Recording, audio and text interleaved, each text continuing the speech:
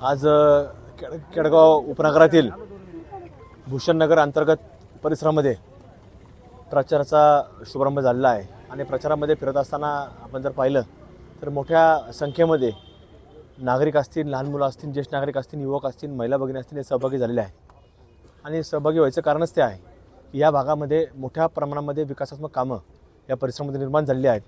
भूषणनगरला प्रमुख येणारा रस्ता याचं देखील डांबरीकरण झालेलं आहे आणि सर्वात मोठा रस्ता या नगर शहरातील या केडगाव उपनगरामध्ये जो लिंक रोड ज्याला नाव दिलं गेलेलं आहे की त्याला पुणे हायवेपासून तर कल्याण राष्ट्रीय महामार्गापर्यंत हा जोडणारा लिंक रोड आहे। याच्यामध्ये एक जुना पूल होता, तो पूल देखील काढून, दगडी पूल काढून RCC पूल करण्यात आलेला आहे। म्हणजे संपूर्ण एक वेगळं रस्त्यांचं जाळं शहरामध्ये निर्माण होत असताना केडगावच्या उपनगराकडे देखील एक चांगल्या प्रकारे विकासात्मक दृष्टिकोनातून भर देण्यात आली आहे।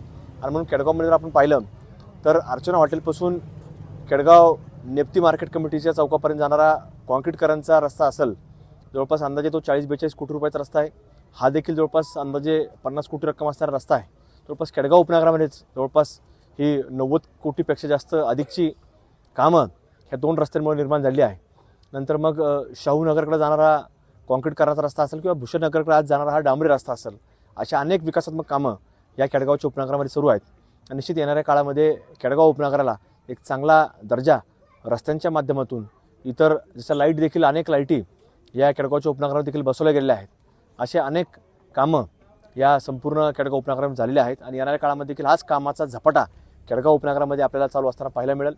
म्हणून ह्या कामांच्या माध्यमातूनच अनेक लोक समाधानी आहेत आणि जोडली गेलेली आहेत।